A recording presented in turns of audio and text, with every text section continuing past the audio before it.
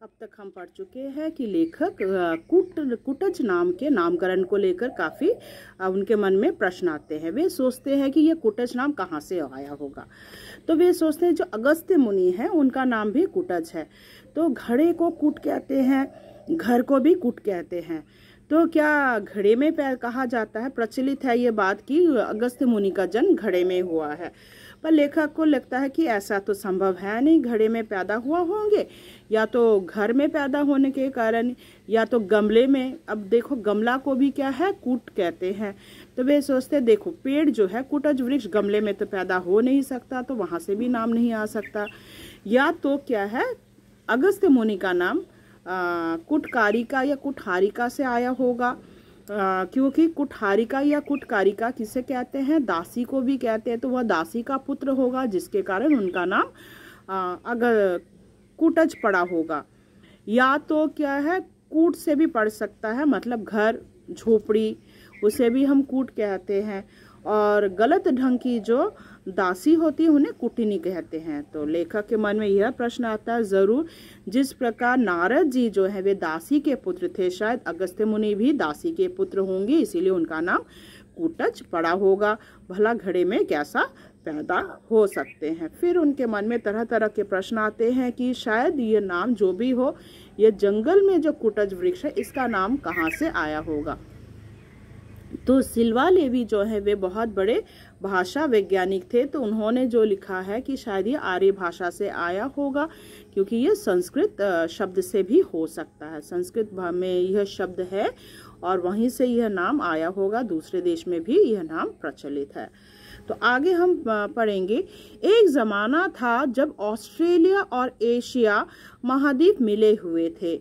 फिर कोई भयंकर प्राकृतिक विस्फोट हुआ और ये दोनों अलग हो गए। तो विस्फोट के कारण क्या है, एशिया और ऑस्ट्रेलिया अलग हो गए होंगे।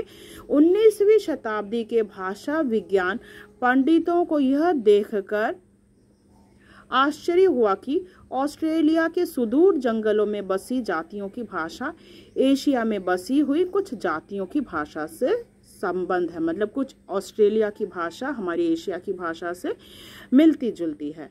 भारत की अनेक जातियां वह भाषा बोलती है। ऐसी भाषाएं हैं जो दूसरे देश की भाषा से मिलती है, जैसे संथाल, मुंडा आदि भी शामिल हैं। शुरू में इस भाषा का नाम ऑस्ट्रो एशियाटिक दिया गया था। दक्षिण पूर्व या अग्नि कोण की भाषा होने के कारण इन्हें आग्नेय परिवार भी कहा जाने लगा। अब हम लोग भारतीय जनता के वर्ग विशेष को ध्यान में रखकर और पुराने साहित्य का स्मरण करके इसे कोल परिवार की भाषा भी कहने लगे हैं। तो इसे हम क्या कहते हैं? कोल भाषा का परिवार भी कहने लगे हैं। पंडितों ने बताया है कि संस्कृत भाषा के अनेक शब्द जो अब भारतीय संस्कृत के अविच्छेद अंग बन गए हैं, इसी श्रेणी की भाषा के हैं। जैसे कमल, कुडमल, कम्बू, कंबल, तांबुल आदि शब्द ऐसे ही बताए जाते हैं। पेड़ पौधों, खेत की उपकरणों और औजारों के नाम भी ऐसे ही हैं। कुटज भी तो क्या आश्चर्य है। संस्कृत भाषा ने शब्दों के संग्रह में कभी छूत नहीं मानी।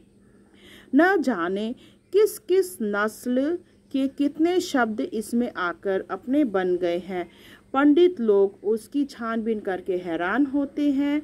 संस्कृत सर्वग्रासी भाषा है। तो संस्कृत को क्या कहा गया है? संस्कृत को सर्वग्रासी भाषा है, क्योंकि संस्कृत जो भाषा है वह विश्व के हर भाषा में यह पाई जाती है। देश के विभिन्न भागों में क्या है, उन्होंने उनके भाषा में संस्कृत शब्द हमें मिलते हैं। ये जो मेरे सामने कुटज का लहराता पौधा है, लेखक वहाँ खड़े हैं, उनके सामने पेड़ लहरा रहा है। वह नाम और रूप दोनों में अपनी अपारजय जीवनी शक्ति की घोषणा कर रहा है। इसीलिए यह कितना आकर्षक है। लेखक को लगता है कि यह पेड़ कितना आकर्षक है। नाम है कि हजारों वर्षों से जीता चला आ रहा है। देखो हजारों वर्षों में भी क्या है, पहले भी क्या है, इस पेड़ को जो नाम दिया गया था वह नाम अभी भी जी रहा है। लोग उसी नाम से पहचानते हैं। कितने नाम आए और गए, लोग मतलब पेड़ों के कितने नाम आते हैं जाते हैं, इंसानों के नाम आते हैं और जाते हैं, पर ये कुटज जो है इतना प्यारा नाम है कि अभी तक यह नाम समाज में स्वीकृति है। दुनिया उनको भूल गए। कितने लोग आते जाते हैं, भूल जाते हैं, वे दुनिया को भूल गए। मगर कुटज है कि संस्कृत की निरंतर सफ़ी मियामान शब्दाराशि में जो जम के बैठी सो बैठी ही है। और रूप की तो बात ही क्या है, बलिहारी है इस मादक शोभा की। तो कुटज जो वृक्ष है वह बहुत ही खूबसूरत है। चारों ओर कुपित यमराज के दारुण निश्वास के समान धधकती लू में यह हरा भी है और भरा भी है। देखो चारों तरफ क्या है, मौत मानो मंडरा रही है, पर वहाँ पर भी क्या है, यह कुटज वृक्ष हंसता हुआ बढ़ रही है, पनप रही है।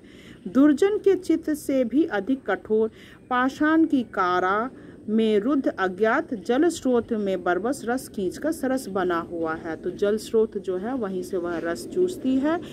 और मूर्ख के मस्तिष्क से भी अधिक सूने गिरी कांतार में भी ऐसा मस्त बना है कि ईर्ष्या होती है। मतलब इस प्रकार पनप रही है कि दूसरों को ईर्ष्या जलन होती है कि भाई ये कुटज पनप कैसा रहा है। कितनी कठिन जीवनी शक्ति है। प्राण ही प्राण को पुलकित करता है।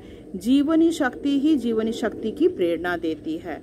दूर पर्वतराज हिमालय की हिमाच्छिद चोटियां हैं, वहीं कहीं भगवान महादेव समाधि लगाकर बैठे हुए हैं। तो भगवान मानो वहां पर समाधि लगाकर बैठे हुए हैं। नीचे सपाट पथरीली जमीन का मैदान, कहीं कहीं पर्वत नंदिनी सरिताएं आगे बढ़ने का रास्ता खोज रही होंगी। बीच में यह चट्टानों की उबड़ खाबड़ जटाभूमि है, सूखी नीरस कठोर। तो ये क्या, बिल्कुल सूखी नीरस और कठोर होती है। यह आसन मारकर बैठे हैं मेरे चिर परिचित दोस्त कुटज। तो वहीं पर क्या है, जो जमकर बैठे हुए हैं वहीं पर बैठे हुए हैं और क्या है, सभी को कठिन परिस्थिति के साथ वह जी रहा है। एक बार अपने झबरीली मूर्धा को हिलाकर समाधिष्ठ महादेव को पुष्प स्तबक का उपहार चढ़ा देते हैं। तो क्या भगवान शिव को पुष्प कौन चढ़ाता है, कुटज चढ़ाता है। और एक बार नीचे की ओर अपनी पाताल भेदी जड़ों को दबाकर गिरी नंदिनी सरिताओं को संकेत से बता देते हैं कि रस का स्रोत कहाँ है, जीना चाहते हो। कठोर पाषाण को भेद कर पाताल की छाती चीर कर अपना भोग्य संग्रह करो। तो पाताल को भेद कर क्या है, अपने जो भोजन है उसको संग्रह करो। वायुमंडल में जो रस है उसको चूस कर झंझा तूफानों को रगड़ कर उसके साथ तुम युद्ध करो। अपना प्राप्य जो है उसे वसूल करो। जो तुम्हें अर्जित करना है इस कठिन परिस्थिति में, उनमें ही रहकर तुम्हें उसे अर्जित करना है। आकाश को चूसकर अवकाश की लहरों में झूमकर उल्लास खींच लो।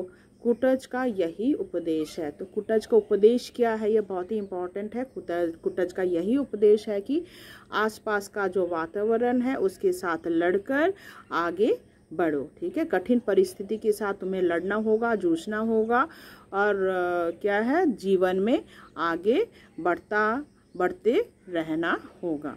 आशा करती हूँ आपको ये पार्ट समझ में आया होगा। पार्ट 6 नेक्स्ट जो है मैं आपको पार्ट 7 में समझाऊंगी। धन्यवाद।